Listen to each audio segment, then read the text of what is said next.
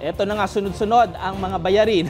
Mga ka-A-to-Z, abay magtipid-tipid po muli sa konsumo ng kuryente. Muli po kasing tataas ang singil ngayong July ayon sa Meralco.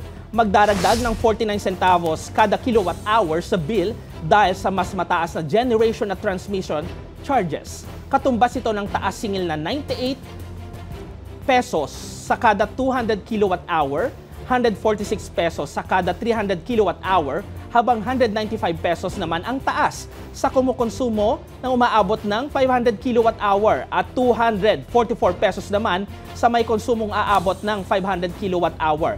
Paliwanag ng Meralco, tumaas ang presyo ng kuryente mula sa mga power supply agreements at independent power producers dahil sa mahal na presyo ng fuel sa world market at mahinang palitan ng piso.